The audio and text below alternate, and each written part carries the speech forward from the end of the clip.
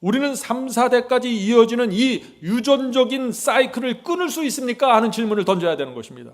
과거에 범한 죄와 방탕함이 내 미래로 연결되는 그 선을 끊을 수 있습니까? 라는 질문을 던져야 되는 것입니다. 끊을 수 있을까요? 그렇습니다. 어머니가 무당이었어도 내가 그리스도를 영접하고 무당의 신내림을 거절하면 저주는 끊어지는 것입니다. 아버지가 마약 중독자였어도 내가 주님을 영접하고 성경의 원칙대로 절제하면서 살면 그 마약에서 나오는 저주처럼 보이는 그것도 끊어지는 것입니다. 성도 여러분, 하나님께서는 모든 사람에게 자유의지를 주셨습니다. 부모가 가인처럼 살았다고 할지라도 나는 아벨처럼 살 수 있는 것입니다. 그것이 성경이 우리에게 말하고 있는 외침입니다.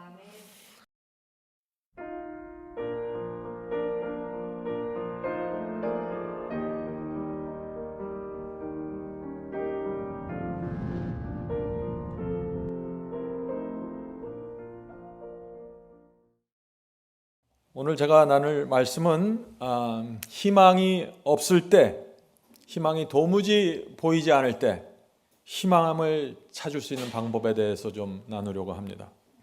한 번은 아버지와 10살 된 어린 딸이 바닷가에서 수영을 하고 있었습니다. 이 두 사람이 고무 튜브에 매달려서 이야기를 하면서 먼 바다를 보면서 수영을 하고 있었는데 한참 이야기를 하다 보니까 어떻게 됐을까요? 해변가에서 점점 더 멀어졌습니다. 그래서 육지를 보니까 저 멀리 있었어요. 아버지가 깜짝 놀라서 이제 딸에게 이렇게 말합니다. 얘야, 아빠가 육지에 가서 도움을 청할 테니 너는 튜브를 꼭 붙잡고 있어야 한다. 시간이 걸리겠지만 네가 튜브를 붙잡고 있는 한 안전할 거야. 이 튜브는 절대 가라앉지 않을 거다. 육지가 점점 더 멀어지고 희망이 없는 것처럼 보일지라도 걱정하지 마라. 아빠는 반드시 돌아올 거다. 이 아버지가 죽을 힘을 다해서 수영해서 이제 해안으로 갔습니다. 그 구조대를 불러 모아서 아이를 구하러 갔죠. 해가 지고 있었습니다. 4시간 만에 딸을 구했습니다. 구조대가 이 딸을 바다에서 건져 올리면서 눈물을 흘리면서 이렇게 말합니다. 얘야, 바다 한가운데서 기다리는 동안 얼마나 무서웠니? 그때 이 아이가 이렇게 대답합니다. 아빠가 튜브를 붙잡고 있으면 절대 안전하다고 했기 때문에 저는 그 말을 믿었습니다. 가끔씩 파도가 쳤고 짠 바닷물을 마실 때마다 정신이 흔들렸지만 인내했습니다. 아빠 말대로 튜브는 어떤 상황에서도 가라앉지 않았습니다. 아빠가 반드시 돌아올 것이라고 했기 때문에 나는 그 말을 믿고 튜브를 붙잡고 있었습니다.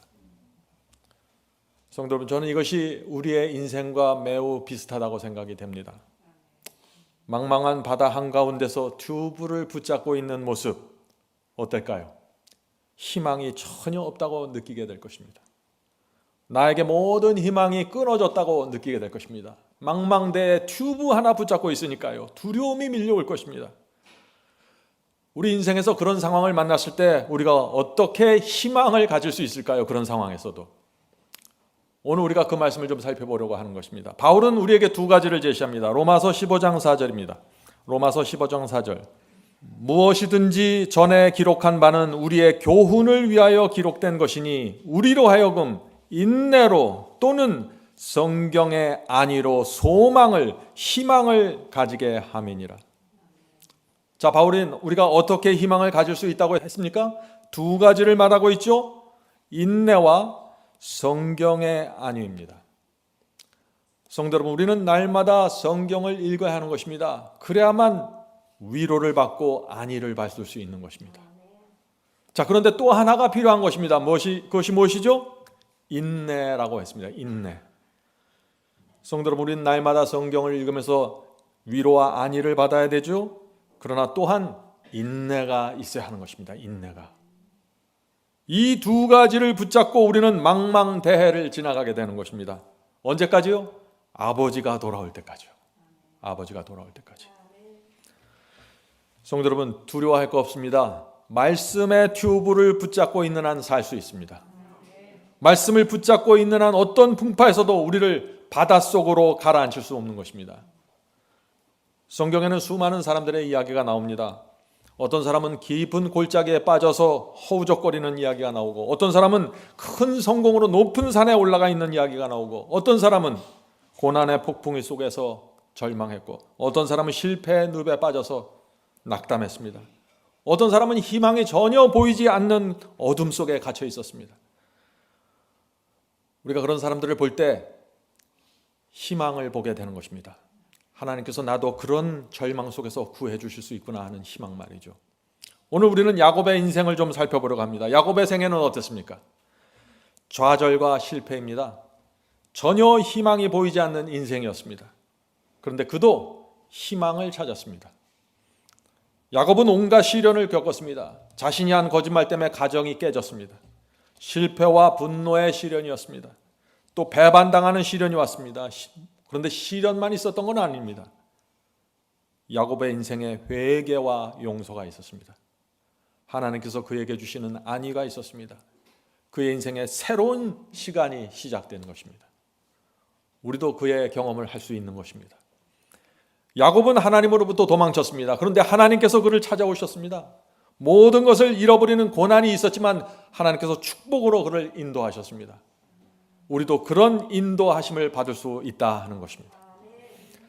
자, 리브가가 에서와 야곱이라는 쌍둥이를 낳았습니다. 쌍둥이로 거의 동시에 태어났는데 에서가 장자권을 갖게 되었습니다. 장자의 권리를 가진 것이죠. 자, 창세기 25장 23절에 그 말씀이 나옵니다. 창세기 25장 23절입니다. 여호와께서 그녀에게 이르시되, 자, 그녀는 리브가죠. 리브가에게 이르시되 두 국민이 내 태중에 있구나. 두 민족이 내 복중에서 나누이리라. 자, 에서와 야곱은 큰 민족의 조상이 된다는 것입니다. 에서는 우상 숭배자들의 조상이 되었고 야곱은 이스라엘 12지파의 조상이 됩니다. 자, 계속해서 읽겠습니다. 이 족속이 저 족속보다 강해졌고 큰 자는 어린 자를 섬기리라.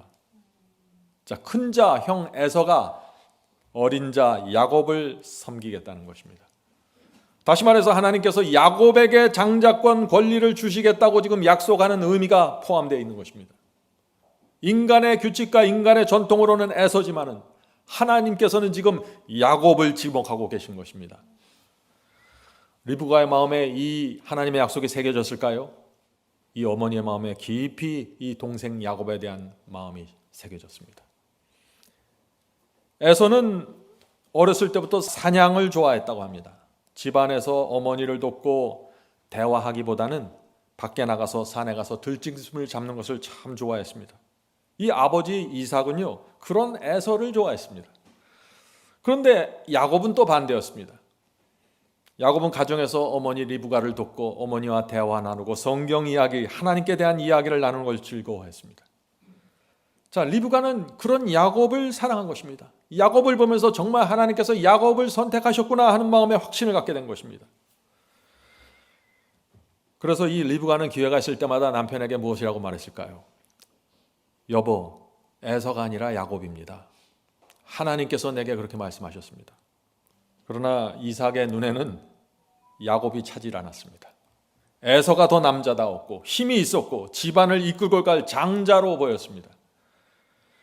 성도 여러분, 이 이삭과 리브가 이 부부 중에서 누가 하나님의 뜻을 정확하게 알고 있었나요? 리브가입니다. 아내가 더 정확하게 알고 있었어요. 그런데 이 이삭, 부부 사이에, 이삭과 리브가 사이에 이 장자권 문제가 합의가 되질 않는 것입니다. 그래서 자꾸 다투게 되는 것이죠. 리브가는 어떻게 해서든지 하나님의 뜻을 이루어지게 하고 싶은데 이 고집센 남편 때문에 안 되는 것입니다. 결국 리브가가 어떤 결정을 할까요? 창세기 27장 5절부터 10절입니다. 창세기 27장 5절부터 10절. 이삭이 그 아들 에서에게 말할 때 리브가가 들었더니, 자, 리브가가 무엇을 들었을까요? 가만히 엿듣는 것입니다. 에서가 사냥하여 오려고 들로 나가매 리브가가 그 아들 야곱에게 알리되 내 부친이 내 형 에서에게 말씀하시는 것을 내가 들으니 이르시기를 나를 위하여 사냥하여 가져다가 별미를 만들어 나로 먹게 하며 죽기 전에 여호와 앞에서 내게 축복하게 하라 하셨으니. 자, 리브가가 무엇을 들었나요? 이삭이 에서에게 장자권을 주겠다는 말을 들은 것입니다. 리브가의 마음이 어땠을까요? 위기의식을 느꼈습니다. 마음이 조급해졌습니다.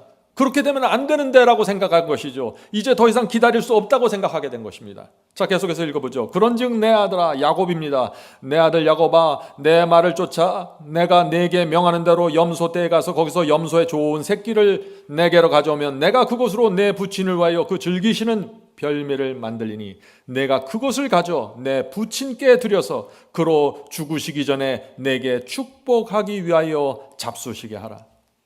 성도 여러분, 지금 이 리브가가 무엇을 하고 있는 것입니까?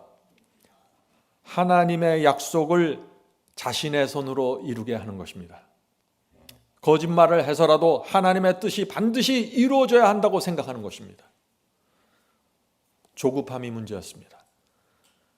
리브가는 이 조급한 마음에 자신이 하나님의 뜻을 이루기 위해서 계획을 하게 된 것이죠. 이제 조금만 있으면 장자권이 에서에게 넘어가게 될 텐데 그것만은 반드시 막아야 된다고 생각한 것입니다. 자, 그래서 리브가가 기다릴 수 없는 것입니다. 하나님 대신 내가 하나님의 뜻을 이루게 해드리겠습니다 라고 기도하기 시작한 것입니다. 무서운 기도입니다. 우리의 인생에 가끔씩 그런 기도를 하게 되는 것입니다. 하나님, 제가 하나님의 뜻을 이루어 드리겠습니다. 물론 우리는 우리의 생애 속에서 희생하고 헌신하면서 하나님의 뜻을 이루기 위해서 우리는 전진하고 믿음으로 나가야 됩니다. 그러나 어떤 때는 그렇게 하지 말아야 할 때가 있다는 것입니다. 이것을 잘 분별하셔야 되는 것입니다. 에서가 사냥하러 나가는 동안 내가 하나님을 도와드려야겠다라고 생각한 것이죠. 이렇게 생각하는 것입니다. 하나님의 뜻은 야곱이 장자권을 갖는 것인데 고집센 저 이상 남편 때문에 지금까지 하나님의 뜻이 이루어지지 못했으므로 이제 나라도 나서야겠다라고 생각하는 것입니다. 야곱도 어머니의 그 생각에 동의를 했죠. 맞습니다, 어머니. 지금이 마지막 기회입니다. 아버지가 돌아가시기 전에 제가 장자권을 받아내야 합니다. 형은 신앙에 관심이 없지만 저는 하나님을 섬기길 원합니다. 어머니와 저는 이번 기회에 하나님의 뜻이 이루어지게 해야 합니다. 많은 사람들이 하나님의 뜻을 이루기 위해서 이런 식으로 생각이 흘러가는 것입니다. 조심해야 하는 것입니다. 성도 여러분, 야곱과 리브가의 문제가 무엇이었나요? 하나님의 뜻이 무엇인지는 정확하게 알았습니다. 그런데 하나님의 타이밍을 기다리지 않는 것입니다. 하나님의 섭리를 신뢰하지 않았습니다. 하나님의 지혜를 의지하지 않았습니다. 왜 그랬을까요? 어떤 때는 내 생각과 내 계획이 하나님보다 좋을 수 있다고 생각하는 것입니다. 교만입니다. 하나님의 뜻을 이루기 위해서는 어떤 때는 거짓말과 속임수도 필요하다고 생각하는 것입니다. 인간적인 꾀입니다. 성도 여러분, 리브가와 야곱의 문제가 무엇인가요? 두 가지입니다. 첫 번째는 하나님의 약속은 하나님께서 반드시 이루신다는 믿음이 부족했습니다. 두 번째는 자기를 불쌍히 여기는 정신에 빠졌습니다. 자기 연민, 자기 동정입니다. 리브가와 야곱이 왜 자기 연민, 자기를 불쌍히 생각하는 그 동정에 빠졌을까요? 리브가는 아내로서 남편에게 인정받지 못했다고 생각한 것입니다. 자기가 그렇게 하나님의 뜻을 요구했는데 남편이 인정하지 않는 것입니다. 야곱은 아들로서 자기가 자기 형보다 신앙적이고 영적인 것을 아버지가 분명히 아는데 아버지가 왜 나를 인정해 주지 않을까, 그렇게 생각하는 것입니다. 하나님의 뜻을 나는 이루려고 하는데 이 집안에서 내 생각과 내 신앙을 인정해 주지 않는구나 라고 섭섭해하는 것입니다. 그래서 마음이 상했고 나를 불쌍히 여기는 정신에 빠진 것입니다. 성도 여러분, 이 성경은 다른 사람을 불쌍히 여기라고 그러지 나를 불쌍히 여기라고 그러지 않습니다. 나를 불쌍히 여기는 순간 내 이기심과 내 생각에 사로잡히기 때문입니다. 물론 에서보다는 야곱이 더 영적인 사람이었습니다. 에서보다는 야곱에게 장자권이 갖는 것이 맞습니다. 누가 보아도 야곱이 적임자였습니다. 이삭은 장자권에 대해서 잘못 판단한 것이 맞습니다. 리브가는 오랫동안 남편에게 장자권을 야곱에게 주어야 한다고 호소했습니다. 맞습니다. 이 남편이 문제였습니다. 고집장이었습니다. 하나님의 뜻을 무시한 채 자기 뜻대로 하려고 하는 것입니다. 그래서 리브가와 야곱이 하나님의 뜻을 이제 자신들이 이루어야 한다고 계획을 한 것입니다. 그런데 그 계획이 이 두 사람의 인생에서 큰 고통을 가져오게 됩니다. 성도 여러분, 이런 일들이 가정에서도 생길 수 있고 교회에서도 종종 생깁니다. 나는 하나님을 뜻을 이룬다고 하는데 자기 연면에 빠지고 하나님의 타이밍을 기다리지 않고 이렇게 해서 자꾸 문제가 생기는 것입니다. 하나님의 뜻을 이룬다고 하면서 인간의 얄팍한 생각과 부정직으로 하나님의 뜻을 이루려고 하다가 큰 고통 속에 들어가 버리는 것입니다. 성도 여러분, 그래서 우리가 조심해야 되는 것입니다. 상황이 내가 생각하는 대로, 내가 원하는 대로 흘러가지 않을 때, 그렇게 되면 절대 안 된다고 생각될 때, 희망이 전혀 없어 보일 때 조심해야 되는 것입니다. 하나님보다 앞장서지 말아야 되는 것입니다. 하나님을 신뢰해야 됩니다. 하나님의 약속은 반드시 하나님 자신이 이루신다는 믿음을 갖고 기다려야 될 때가 있는 것입니다. 성도 여러분, 어떤 때는요, 인생을 살다 보면 아무것도 하지 않고 기다리는 것이 하나님의 뜻입니다. 어떤 상황에서도 아무것도 하지 않고 그저 가만히 있어서 하나님께서 하시는 것을 나는 지켜 바라보겠다. 어떤 때는 이것이 믿음입니다. 어떤 때는 손해를 보고 희생을 보고 핍박을 당하면서 전진하는 것이 믿음이지만 어떤 때는 가만히 있는 것이 믿음입니다. 이것을 분별하는 것이 영성입니다. 리브가와 야곱도 그렇게 했어야 되는데 실패한 것입니다.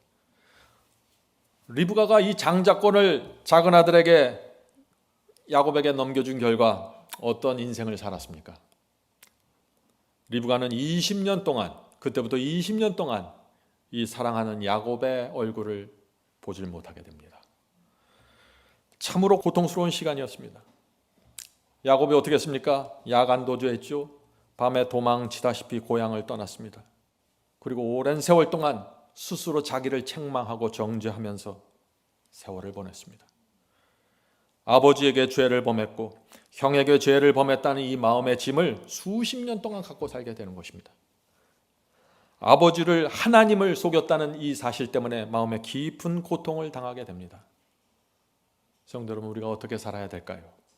인생의 위기 속에서 우리가 어떤 결정을 해야 될까요? 순간적인 잘못된 결정 때문에 인생의 긴 시간 동안 후회하고 회개할 수 있는 것입니다. 성도 여러분, 그러므로 위기의 상황이 올 때 조심해야 합니다. 희망이 전혀 없어 보일 때, 내가 움직여야 한다고 생각될 때 조심해야 하는 것입니다. 성령의 음성을 들으셔야 됩니다. 성령께서 내 양심 속에서 말씀하시는 그 음성을 외면해버리면 잘못된 결정을 하고 잘못하면 평생 후회하게 되는 것입니다. 건강과 가정과 사업과 부부와 자녀 문제의 위기가 왔을 때 조심해야 됩니다. 하나님의 뜻과 진리를 외면하는 결정 하지 말아야 됩니다. 잘 생각하셔야 되는 것입니다. 순간적으로는 지혜처럼 보입니다. 당장은 위기를 모면하는 것처럼 보입니다. 그러나 세월이 지나가면은 진실이 보이는 것입니다. 그때 내가 왜 그런 결정을 했을까? 내가 왜 그때 정확하게 신앙 위에 서지 못했을까? 이렇게 후회하면서 땅을 치게 되는 것입니다. 오늘 말씀을 준비하면서 제 인생을 되돌아보았습니다. 오랫동안 선교 사업을 하면서 제가 항상 올바른 결정을 했을까? 아이들을 키우면서 중요한 순간마다 제가 올바른 결정을 했을까? 그걸 다 돌아보면은 지금까지 후회가 되는 장면들이 좀 보입니다. 그때는 그것이 최선이라고 생각했는데 이제 와서 되돌아보면 믿음의 부족이었습니다. 겉으로는 아무 문제도 없는 것처럼 보였지만 정말 그때 내 마음이 순수했는가? 그 결정을 한 내 마음속에 다른 것이 있지 않았는가? 되돌아보게 되는 것입니다. 이제 우리의 남은 생애 동안은 그런 일들이 생기지는 말아야 되지 않을까요? 성도 여러분, 이 리브가와 야곱의 이야기를 보면 우리는 참 중요한 교훈을 여기서 배우게 됩니다. 이 리브가는 이 사랑하는 아들 야곱을 외삼촌 라반의 집으로 보냅니다.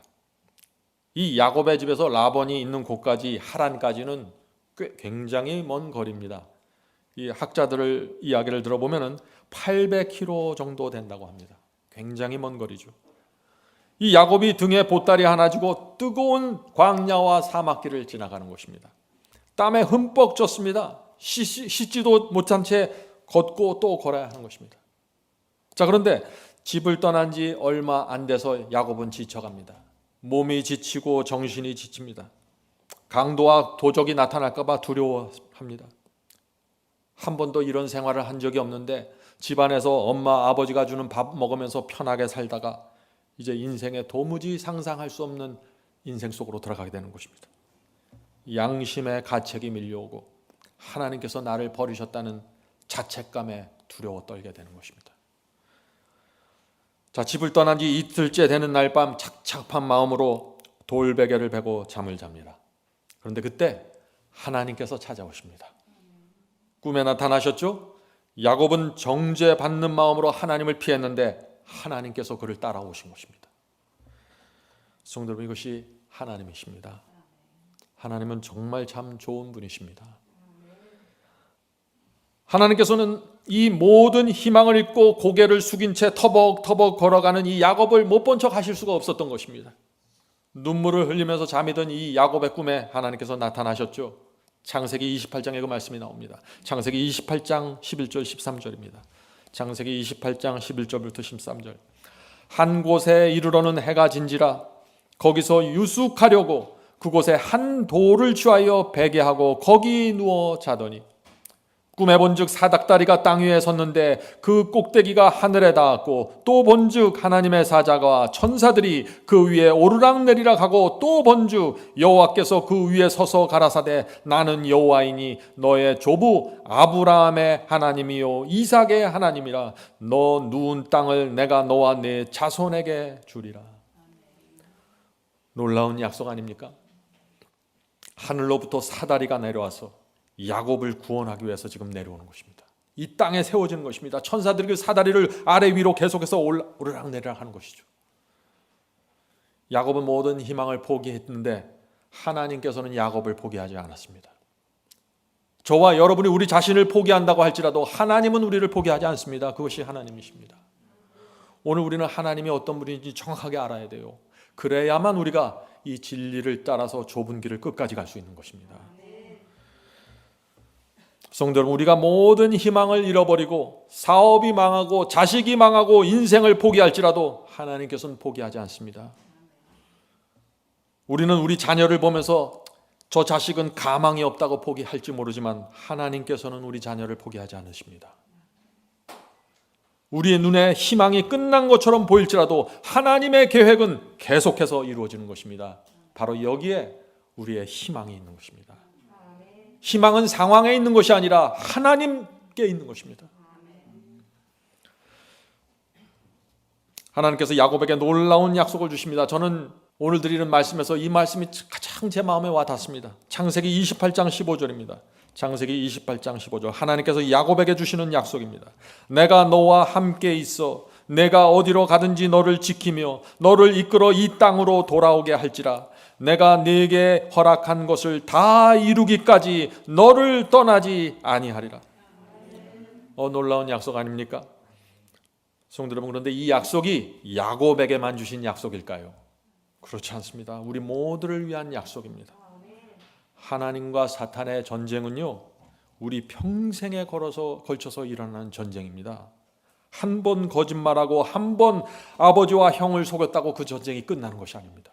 한 번 패배했다고 끝나는 것이 아닙니다. 70번씩 7번 패배해도 490번 패배해도 그 전쟁은 포기할 수 없는 전쟁입니다. 우리가 결국에는 반드시 승리로 가야 될 전쟁입니다. 그래서 하나님께서 포기하지 않으시는 것입니다. 우리의 인생 전체를 통해서 우리를 지키시고 인도하시고 호소하시고 승리로 이끄시는 것입니다. 이것을 믿는 것이 신앙입니다. 성도 여러분, 하나님의 계획을 알아야 됩니다. 하나님의 계획 안에 우리의 희망이 있는 것입니다. 성도 여러분, 우리가 하나님의 계획이 어떤 것인지 알고 그것을 신뢰하면은 어떤 절망과 좌절 속에서도 빠져나올 수 있는 것입니다. 희망을 갖게 되는 것입니다. 오늘 우리는 희망을 가져야 됩니다. 하나님이 어떤 분이고 그분이 나를 위해서 어떤 계획을 세웠는지 알아야 되는 것입니다. 야곱은 실패했습니다. 거짓말했습니다. 고향 땅을 야밤 도주했습니다. 정죄와 고민 속에서 돌베개를 베고 잠이 들었습니다. 하나님께서 그런데 그런 야곱에게 나타나셔서 사다리를 내려주면서 희망을 주시는 것입니다. 성도 여러분, 우리도 좌절해서 넘어져 있을 때 하늘에서 사다리가 내려온다는 것을 기억하셔야 됩니다. 우리가 어떤 절망 속에 있든지 하나님께서는 사다리를 통해서 우리의 절망 깊은 곳까지 오십니다. 자녀에 대한 절망, 돈에 대한 절망, 부부 사이에 대한 절망이 여러분 속에 있습니까? 염려하지 마십시오. 하나님께서 사다리를 내려주십니다. 그 사다리가 무엇인가요? 그 사다리가 무엇입니까? 그 사다리는 그리스도십니다. 이 사다리는 한 끝은 하늘에 닿았고 한 끝은 이 땅에 세워졌다고 했습니다. 그리스도의 성육신입니다. 그리스도께서 땅에 있는 우리를 하늘과 연결시켜 주십니다. 그것이 희망입니다. 그리스도께서 주시는 희망은 이것입니다. 내가 너와 함께 있어 내가 어디로 가든지 너를 지키며 너를 이끌어 이 땅으로 돌아오게 할지라. 내가 내게 허락한 것을 다 이루기까지 너를 떠나지 아니하리라. 성도 여러분, 이 말씀을 잘 들여다보면요, 이 안에 4개의 약속이 있습니다. 4개의 약속입니다. 첫 번째 약속이 무엇입니까? 내가 너와 함께 있다는 약속입니다. 절망과 낙담 속에 있을 때, 하소연할 사람이 없어서 방구석에 혼자 앉아서 눈물 흘릴 때, 아버지와 어머니와 가족조차 나를 도와주지 못할 때, 희망을 잃고서 피곤해서 지쳐서 잠들어 있을 때 하나님께서 사다리를 주면서 약속하십니다. 내가 너와 함께 있겠다. 이 말씀 한마디로 우리 마음속에 소망이 생기는 것입니다. 자, 두 번째 약속이 무엇입니까? 내가 너를 지키겠다는 것입니다. 인생이 무너지고 실패한 것처럼 보여도 내가 너를 끝까지 지켜주겠다. 하나님의 약속입니다. 무엇을 약속하시는 건가요? 사탄의 공격에서 우리가 쓰러지고 넘어져도 내가 반드시 너를 지키고 지켜서 하늘로 데려가겠다는 약속입니다. 내가 너를 지키겠다. 자, 세 번째 약속 무엇입니까? 내가 너와 함께 있어 내가 어디로 가든지 너를 지키며 너를 이끌어 이 땅으로 돌아오게 할지라. 자, 세 번째 약속, 하나님께서 약속하신 땅으로 우리를 돌아가게 한다는 것입니다. 여러 해가 걸릴 수 있습니다. 수십 년이 걸릴 수 있습니다. 그러나 하나님께서 너를 반드시 내가 약속한 하늘 가나안 땅으로 들어오게 할 것이다. 이것이 약속입니다. 세 번째 약속입니다. 그래서 우리가 희망이 있는 것입니다. 성도 여러분, 어떤 때는 수십 년이 걸리는 것처럼 보입니다. 전혀 이루어지지 않을 것처럼 느껴집니다. 그러나 하나님께서 반드시 우리를 하늘 가나안으로 데려가겠다고 약속하시는 것입니다. 이 하나님의 약속을 믿고 붙잡고 있는 사람들에게 소망이 있는 것입니다. 반드시 하나님의 계획이 이루어집니다. 자, 네 번째 약속 보겠습니다. 네 번째 무엇인가요? 내가 네게 허락한 것을 다 이루기까지 너를 떠나지 아니하리라. 성도 여러분, 하나님의 약속이 무엇입니까? 내가 너와 함께 있겠다. 내가 너를 지키겠다. 내가 너에게 준 땅으로 돌아오게 하겠다. 내가 네게 허락한 것을 다 이루기까지 결코 너를 떠나지 않겠다. 나는 포기하지 않겠다는 것입니다. 우주를 창조한 하나님 아버지께서 연약한 피조물, 죄 많은 인간들 앞에 나타나셔서 이런 맹세를 해주시는 것입니다. 부디 믿음을 갖고 따라오라고 호소하시는 것입니다. 성도 여러분, 주님을 믿는 사람들이 왜 자꾸 희망을 잃어버릴까요? 하나님을 내 수준으로 생각해서 그래요. 하나님도 내가 조금만 잘못하면 삐져서 속상해할 것으로 생각합니다. 왜요? 내가 그러니까. 내가 죄를 범하면 못마땅해서 말도 붙이지 않을 것이라고 하나님을 생각해요. 왜요? 내가 그렇게 상대방을 대하니까. 하나님은 그런 분이 아니십니다. 물론 하나님이 거짓말로 이 야곱이 장자권을 얻었을 때 하나님의 마음은 참 슬펐습니다. 야곱이 믿음을 잃어버리고 사탄의 성품을 드러냈을 때 하나님의 마음은 아팠습니다. 그러나 광야길을 걸어가면서 고개를 숙이고 자기를 자책하면서 고통당하는 야곱을 보실 때 하나님의 마음이 아파서 가만히 있을 수 없었던 것입니다. 그래서 걱정하지 마라 야곱아, 내가 너를 끝까지 지켜주겠다고 약속하시는 것입니다. 하나님은 그런 분이십니다. 그래서 우리 인생 속에서 하나님을 놓쳐버리면 다 잃어버리는 것입니다. 성도 여러분, 오늘 우리 중에 희망을 잃어버린 분들이 계십니까?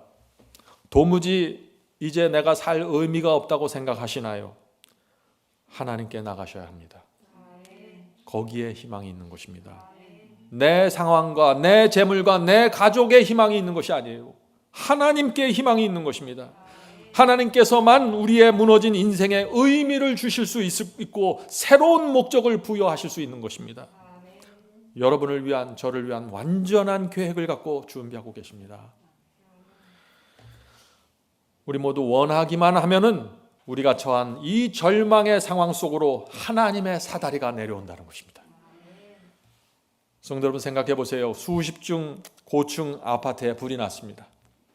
피할 수 있는 방법이 전혀 없습니다. 지금 내가 30층에 있는데 도무지 방법이 없습니다. 그런데 저 밑에서부터 사다리가 올라오는 것입니다. 구조대원들이 올라와서 나를 등에 업고 내려가는 것입니다. 성도 여러분, 바로 그렇게 하늘에서 사다리가 내려오는 것입니다.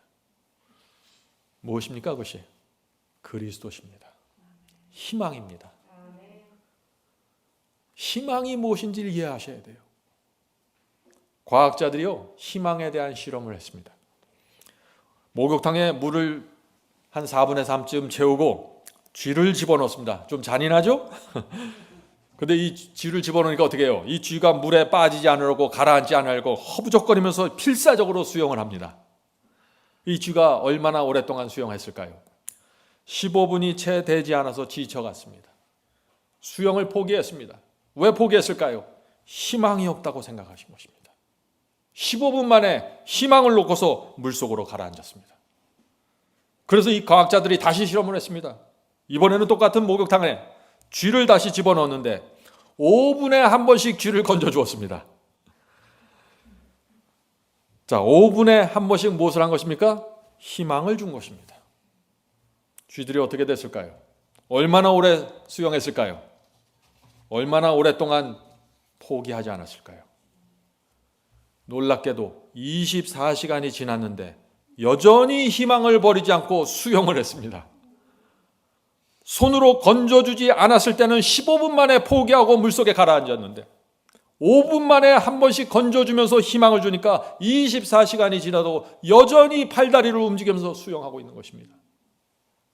성도 여러분, 이것이 희망이 주는 파워입니다. 이 파워를 받아야만 이 세상 망망대해를 지나갈 수 있는 것입니다. 그리스도께서 우리의 희망이 되는 것입니다. 하나님의 계획은 우리 혼자서 수영 열심히 해서 우리 힘으로 잘해서 하늘 가나안 들어가는 것이 아니에요. 그건 착각하지 마세요. 그렇게 가면은 좁은 길을 끝까지 갈 수 없는 것이에요. 하나님의 약속은 이것입니다. 내가 너와 함께 있겠다. 내가 너를 지키겠다. 내가 너를 위해서 준 땅 하늘 본향으로 내가 너를 집어넣겠다. 내가 너에게 허락한 것을 다 이루기까지 결코 너를 떠나지 않겠다. 이것보다 놀라운 약속이 어디 있어요? 하늘에 하나님께서 주시는 약속입니다. 이건 제가 하는 약속이 아니에요. 성도 여러분, 희망이 보이시나요? 희망을 보아야 합니다. 하나님께서는 우리가 좌절해서 주저앉아 있을 때 사다리를 내려주시고 사다리를 통해서 천사들이 오르락내리락 하면서 우리를 도와주게 하시는 것입니다. 여러분들 가정이 무너지셨습니까? 부부관계가 깨졌나요? 자녀들이 등을 돌리고 떠났습니까? 직장을 잃어버렸습니까? 죄책감과 마음의 깊은 상처 때문에 고통당하시나요? 매달 들어오는 수입이 말라가십니까? 주변에 있는 사람들이 나에게 등을 돌린 것처럼 외톨이로 느끼십니까? 다시는 내 신앙이 회복될 것 같지 않다는 그런 절망 속에 있나요? 염려하지 마십시오. 희망이 있습니다. 하나님께서 우리와 함께 계십니다. 우리와 함께 끝까지 가십니다. 우리가 희망을 놓지 않고 그 손을 놓지 않는 한 하나님은 포기하지 않습니다. 성도 여러분, 하나님께서는 저와 여러분의 영혼이 처참하게 무너지는 것을 내버려 두지 않습니다. 하나님의 뜻을 다 이루실 때까지 붙잡아 주시고 붙잡아 주십니다. 여기에 희망이 있는 것이 아닐까요?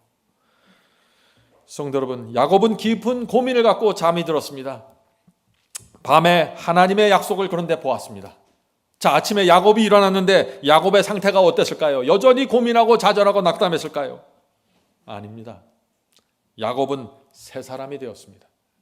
새로운 희망을 가진 것입니다. 새로운 결심을 갖고 라반의 집으로, 외삼촌의 집으로 하란을 향해서 걸어갔습니다. 그런데 거기서 누구를 만나나요? 라헬을 만납니다. 어떻게 됐습니까? 첫눈에 반하죠. 성도 여러분, 마음에 희망이 있어야 사랑도 찾는 것이에요. 그냥 고개 숙이고 낙담하고 절망 속에 있는데 누가 오겠어요? 희망을 가지셔야 돼요. 인생을 새롭게 시작하려면 희망을 가져야 됩니다. 그리스도께서 우리의 희망이 되시는 것입니다. 야곱은 라반의 딸 라헬을 아내로 얻기 위해서 얼마 동안 일했나요? 7년 동안 일했습니다. 그런데 라반에게 속아서 또 7년 더 일했습니다. 그래서 14년 일하게 되는 것입니다. 야곱은 아버지에게 한 번 거짓말했는데 이제 라반에게서 속아갖고 14년 동안, 긴 세월 동안 고된 노동을 하게 됩니다. 성도 여러분, 참 이상하죠? 하나님께서 분명히 함께 하신다고 했고 지켜주시겠다고 했는데 왜 야곱의 생애 속에 이런 일들이 생길까요? 많은 사람들이 여기서 고민에 다시 빠지는 것입니다.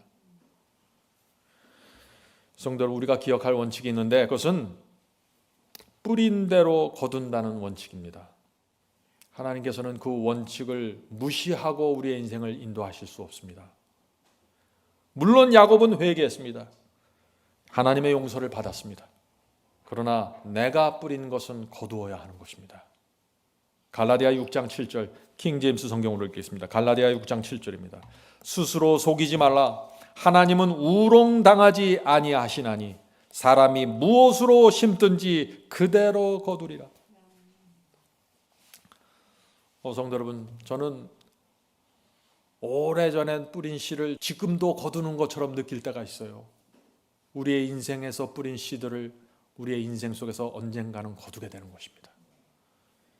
성도 여러분, 오늘 우리가 한 결정은 반드시 결과를 거둘 수 있습니다. 우리가 살아있는 동안 거두지 못하면 우리가 하나님의 심판대 앞에 나가서 거두게 되는 것입니다. 반드시 거두는 것입니다. 우리가 한 선택과 결정은 세월이 흐른 뒤에 우리의 인생에서 한 번 더 만날 수 있는 것입니다. 야곱도 마찬가지죠. 야곱이 회개했습니다. 새 마음을 받았습니다. 그러나 갑자기 인생이 달라진 것은 아닙니다. 여전히 그는 광야길을 걸어야 했고 배고파야 했습니다. 그 거짓말의 결과로 인생의 길이 달라지게 되었고 그 상처가 한동안 지속이 되는 것입니다. 우리는 그것을 하나님 안에서 인정하고 받아들여야 되는 것입니다. 그것도 신앙의 한 부분입니다. 그래서 성경은 이런 말씀이 있는 것입니다. 민수기 14장 18절입니다. 민수기 14장 18절. 아버지의 죄악을 자식에게 갚아 3, 4대까지 이르게 하리라. 오늘 많은 그리스도인들이 이 말씀을 참 오해하죠. 어떻게 합니까? 이 말씀을 가문에 내린 저주라고 해석합니다. 그건 정말 큰 오해입니다. 아버지가 죄를 범하면 3, 4대 후손들까지 저주를 받는다는 것입니다. 정말 그럴까요? 어머니가 무당이면 그래서 3, 4대까지 무당이 되는 저주를 받는다고 생각하는 것입니다. 정말 그럴까요? 그런 생각은 예정론의 신학에서 나온 오해입니다. 거짓입니다. 성도 여러분, 성경에는 물려받는 저주는 없습니다. 성경에는 연좌제가 없습니다. 아버지의 죄를 아들이 물려받지 않고 아버지의 의로움을 아들이 물려받을 수 없는 것입니다. 그러나 전달되는 것이 분명히 있습니다. 그것이 무엇일까요? 아버지가 일생을 살면서 그 이룬 성품은 유전을 통해서 후손들에게 전달될 수 있습니다. 자, 예를 들어 볼까요? 아버지가 마약 중독에 걸렸으면 그것이 후손들에게 유전적으로 전달돼서 자녀들의 유전자에 문제가 생길 수 있는 것입니다. 어머니가 유방암으로 돌아가셨으면 그 딸들 중에 유방암이 생길 확률이 높아지는 것입니다. 그런데 그것은 하나님의 저주가 아니라 생물학적 유전입니다. 하나님께서 저주하시는 것이 아닙니다. 여기에 오해가 있으면 안 된다는 것입니다. 성도 여러분, 그러므로 우리는 이 질문을 던져야 하는 것입니다. 우리는 3, 4대까지 이어지는 이 유전적인 사이클을 끊을 수 있습니까? 하는 질문을 던져야 되는 것입니다. 과거에 범한 죄와 방탕함이 내 미래로 연결되는 그 선을 끊을 수 있습니까? 라는 질문을 던져야 되는 것입니다. 끊을 수 있을까요? 그렇습니다. 희망이 있는 것입니다. 우리는 이 3, 4대로 넘어가는 이 저주처럼 보이는 이 사이클을 끊을 수 있는 것입니다. 어머니가 무당이었어도 내가 그리스도를 영접하고 무당의 신내림을 거절하면 저주는 끊어지는 것입니다. 귀신이 내 귀에 속삭여서 무당이 되라고 속삭여도 내가 그것을 물리치고 믿음으로 전진하고 진리 안에 들어가서 숨어 있으면 끊어지는 것입니다. 아버지가 마약 중독자였어도 내가 주님을 영접하고 성경의 원칙대로 절제하면서 살면 그 마약에서 나오는 저주처럼 보이는 그것도 끊어지는 것입니다. 할머니와 어머니가 유방암에 걸렸어도 내가 주님을 영접하고 성경이 말하는 이 건강의 원칙 속에서 살아가면 암의 저주처럼 보이는 그것도 끊어질 수 있는 것입니다. 제 말이 아닙니다. 이것은 현대 과학이 말하는 예방의학입니다. 성도 여러분, 하나님께서는 모든 사람에게 자유의지를 주셨습니다. 선택할 수 있는 권리를 주셨습니다. 우리가 하나님의 뜻대로 살고 진리에 순종하면서 살면 부모와는 전혀 다른 인생을 살아갈 수 있는 것입니다. 부모가 가인처럼 살았다고 할지라도 나는 아벨처럼 살 수 있는 것입니다. 그것이 성경이 우리에게 말하고 있는 외침입니다. 하나님께서 온 마음을 다해 주 앞에 나오는 영혼들을 받아주십니다. 새 마음을 주시고 새 피조물로 만들어 주셔서 새 길을 열어주시는 것입니다. 그래서 부모와 전혀 다른 길을 걸어가게 되는 것입니다. 여기에 우리의 희망이 있는 것이 아닐까요? 가문의 저주란 없습니다. 성도 여러분, 야곱의 인생에서도 그의 거짓말이 남긴 죄의 저주가 끊어지는 것을 우리가 볼 수 있는 것입니다. 그러나 거짓말이 남긴 그 상처가 치유되는 데는 오랜 세월이 걸리는 것입니다. 거짓말을 하고 도망친 야곱은 라반 집에 머물면서 20년 동안 노동을 해야 했습니다. 그러나 그 기간 동안 하나님께서 가만히 앉아서 기다리시는 것이 아닙니다. 하나님의 최선을 다해서 일하십니다. 야곱은 그래서 자기 집에서는 절대 배울 수 없었던 귀한 진리의 교훈을 라반의 집에서 가장 악한 상황 속에서 배우게 되는 것입니다. 하나님의 훈련 학교에 들어가는 것입니다. 야곱이 무엇을 배웠나요? 불공평함과 억울함 속에서 침묵하면서 일하는 성품을 배웠습니다. 사랑을 위해서 내 모든 것을 바쳐서 헌신하는 성품을 배웠습니다. 어떤 상황에서도 하나님을 믿으면 살 수 있다는 믿음을 배웠습니다. 하나님께 대한 확신을 갖게 되었습니다. 집에서 비닐하우스 안에 살 때는 배울 수 없었던 것들입니다. 사람들이 저주받았다고 생각했던 그 상황 속에서 야곱은 놀라운 진리의 교훈을 경험으로 받게 되는 것입니다. 이것이 하나님의 섭리입니다. 20년이 흘러갔습니다. 집을 떠난 지 20년이 됐습니다. 야곱이 하나님의 훈련 학교를 통과하면서 단단하고 확고한 그리스도인으로 성장합니다. 하나님께서 그 모습을 보시면서 야곱을 향해서 이제 집으로 돌아갈 때가 됐다고 생각하시는 것입니다. 하나님께서 약속하신 다시 네가 온 땅으로 돌아가게 해주겠다는 그 약속을 성취시키시는 것입니다. 성도 여러분, 오해하시면 안 됩니다. 고생 많이 했다고 저절로 되는 것이 아니에요. 네? 하나님께서 주시는 이 훈련의 목적이 내 속에서 이루어져야 하는 것입니다. 그래서 고난이 오고 고생이 올 때 그것을 귀하게 받으시고 내가 이 속에서 어떻게 하면 주께서 주시는 교훈과 경험과 훈련을 받을 수 있을지 그것을 놓고 기도하셔야 되는 것입니다. 야곱이 고향 땅으로 돌아가고 싶다고 마음 먹는다고 해서 돌아갈 수 있는 것이 아닙니다. 야곱 마음대로 되는 것이 아니에요. 왜요? 나와 내 가족이, 아내가, 종들이 반대하고 이러으면 갈 수 없는 것이에요. 그런데 아무도 반대하지 않았습니다. 왜 반대하지 않았을까요? 에서가 지금 야곱을 고향 땅에서 죽이기 위해서 기다리고 있다는 소식을 가족들이 다 알았습니다. 종들이 알았습니다. 그런데 반대하지 않았어요. 왜 그랬을까요? 모든 식소들이 야곱이 누구인지를 알았던 것입니다. 신뢰했습니다. 20년 동안 야곱을 옆에서 지켜보았습니다. 야곱의 정직함을 보았고 야곱의 신실함을 보았습니다. 야곱이 무엇을 결정하면은, 야곱이 무엇이 하나님의 뜻이라고 확신하면은 거기에는 의미가 있고 목적이 있고 신뢰할 수 있다고 생각하는 것입니다. 성도 여러분, 우리 주변에 이런 사람들이 생겨야 되는 것입니다. 그래야 내 주변에서, 내 인생 속에서 하나님의 뜻이 적극적으로 이루어지게 되는 것입니다. 하나님께서 야곱에게 고향 가는 길을 열어주셨습니다. 많은 가족들과 종들과 가축들을 끌고 다시 800km를 걸어서 돌아가야 되는 것입니다. 야곱은 하란에서 자리를 잡고 잘 살았습니다. 가족들이 많았고 큰 재산을 모았습니다. 근데 이제 하나님께서 다시 고향 땅으로 돌아가라고 명령하시는 것입니다. 집으로 돌아가는 이 야곱의 마음이 어땠을까요? 물론 고향을 생각하면, 부모님을 생각하면 기쁨이 넘쳤겠죠. 그러나 이 예서를 생각하면 두려운 것입니다. 자, 창세기 32장 7절 8절입니다. 야곱이 심히 두렵고 답답하여, 자, 집으로 돌아가는, 고향으로 돌아가는 길에 심히 두렵고 답답했습니다. 자기와 함께 종자와 양과 소와 약대를 두 떼로 나누어 가로되 에서가 와서 한 떼를 치면 남은 한 떼는 피하리라 하고, 이 가족과 재산의 절반은 지켜야겠다는 것입니다. 나머지는 멸망당해도. 야곱의 인생에서 최고의 위기가 온 것입니다. 자, 이때 야곱이 어떻게 하는지 중요한 것입니다. 야곱이 어떻게 했습니까? 하나님께 전적으로 매달렸습니다. 가족을 안전한 곳으로 보내놓고 하나님께 나갔습니다. 기도했습니다. 이 야곱은 에서가 용맹하고 아주 잘 무장된 종들을 갖고 있다는 사실을 알았습니다. 싸움을 하면 상대가 되지 않는다는 걸 알았어요. 야곱에게는 아무런 무기가 없었습니다. 야곱의 종들은 전쟁에 익숙한 종들이 아니었습니다. 어떤 일이 생긴 것입니까? 하나님께서 지금 약속하신 그곳으로 지금 가라고 하셔서 가고 있는데, 순종하고 있는데 최고의 위기가 오는 것입니다.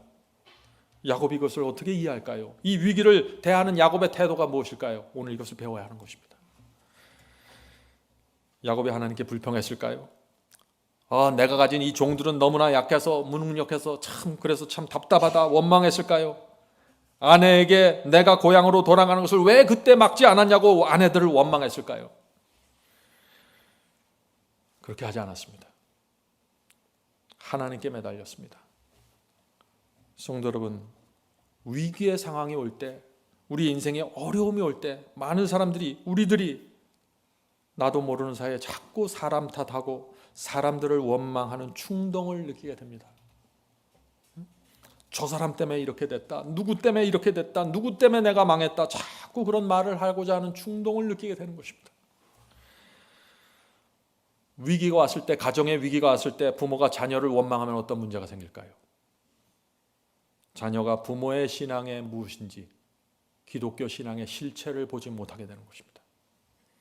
일이 잘 풀리지 않을 때 내 믿지 않는 남편을 자꾸 원망하면 어떻게 될까요? 신앙이 없는 남편이 아내의 신앙이 무엇인지 모르게 되는 것입니다. 아내는 늘 기도하고 성경을 읽고 새벽기도 나가는데 도대체 이 위기의 순간에 아내의 신앙은 무엇인가? 하나님은 어떤 분인가? 오해하게 되는 것입니다. 위기 때 중요한 것입니다. 새끼 밥이 들어오고 따뜻하고 모든 것이 잘 풀릴 때는 누구나 잘합니다. 유교를 믿든지 불교를 믿든지 기독교를 믿든지 다 잘합니다. 그때는 위기의 순간에 하나님을 믿는 사람들이 나타나게 되는 것입니다. 저는 야곱의 생애를 보다가 이 말씀을 읽으면서 큰 감동을 받았습니다. 창세기 32장에 나오는 말씀이죠. 창세기 32장 10절.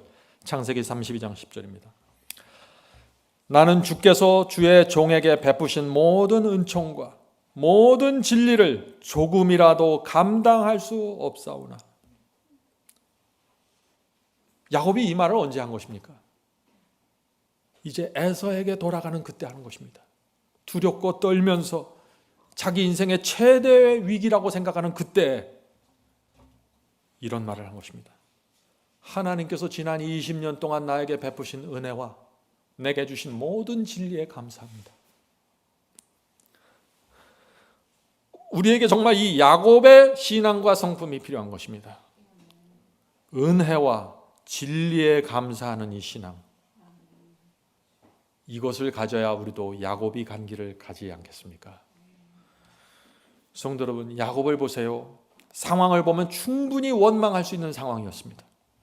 하란에서 오랫동안 쌓아왔던 그 안정된 생활, 사람들의 지지와 평판을 다 내려놓고 이제 주께서 명하신 대로 이 원수 에서가 있는 곳으로 지금 가는 것입니다. 순종했습니다. 그런데 에서가 군대를 이끌고 죽이기 위해서 온다는 소식처럼 그런 악한 소식이 들려오는 것입니다. 내가 이렇게 순종하면 하나님께서 알아서 길을 열어주셔서 평탄한 길을 갈 줄 알았는데 지금 기대대로 되지 않는 것입니다. 온 가족의 생명이 위험하게 되었습니다. 20년 동안 쌓은 재산을 잃어버리게 되었습니다. 그런데 이 야곱의 입에서 원망이 나오질 않는 것입니다. 저는 이 야곱의 이 모습을 볼 때 참 부끄러웠습니다.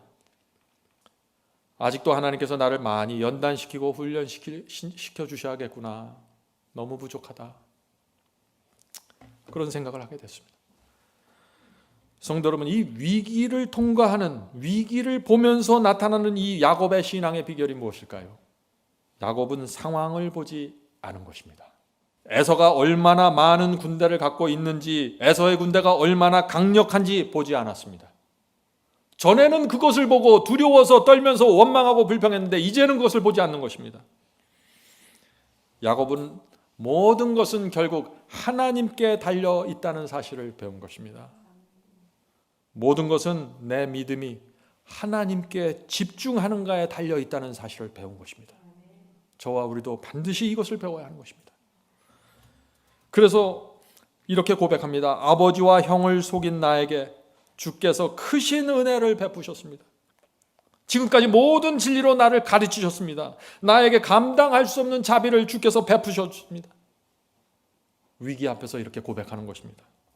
성도 여러분, 오늘 여러분의 지난 20년을 되돌아보시기 바랍니다. 하나님께서 저와 여러분 같은 큰 죄인에게 얼마나 큰 은혜와 자비를 베푸셨습니까? 자칫 잘못하면 이상한 종교로 들어가고 이상한 삶을 살았을 텐데 하나님께서 은혜로 길을 인도해 주신 것입니다. 우리가 얼마나 큰 진리의 빛을 받았습니까? 진리가 없었다면, 우리가 받은 이 진리가 없었다면 지금 저와 여러분은 어디에 있었을까요? 깊은 바벨론의 어둠 속에서 헤매고 있었을 것입니다. 생각만 해도 끔찍하지 않나요? 성도 여러분, 신앙이 무엇입니까? 신앙은 교리를 이해하는 것이 아닙니다. 성경절 몇 개 더 암송하는 것도 아닙니다. 신앙은 하나님께서 나 같은 죄인에게 베푸신 큰 은혜에 감사하는 것입니다. 신앙은 나에게 주신 이 모든 진리를 받으면서 그 진리에 굴복함으로 하나님께 감사를 표현하는 것입니다. 성도 여러분, 우리가 이 신앙으로 들어간다면 우리도 야곱의 생애를 살아갈 수 있는 것입니다. 자, 이제 질문을 드리겠습니다. 하나님께서는 야곱의 인생에서 왜 계속해서 이 고난을 허락하셨습니까? 라는 질문입니다. 야곱이 아버지께 거짓말했을 때 그때 하나님께서 잘 마무리해 주시면은 엄마 아빠 밑에서 안전하게 잘 자라면서 교육받았을 수 있을 텐데 하나님께서 그렇게 하지 않으셨습니다. 왜 그랬을까요?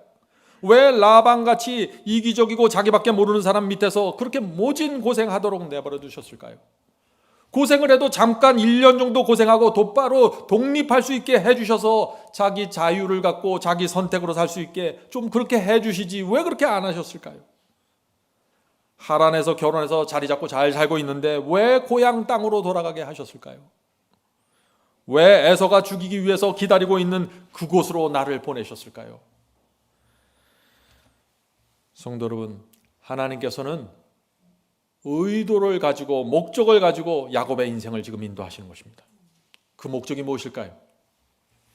하나입니다. 하나님께서는 야곱이 응석바지나 얄팍한 신앙에 머물러 있길 원하지 않았던 것입니다. 더 깊은 신앙으로 들어가길 원하신 것입니다.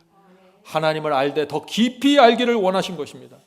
하나님과 사탄의 전쟁이 치열하게 벌어지고 있는데 야곱이 확고부동한 군사로서 하나님 곁에 서 있기를 원하신 것입니다.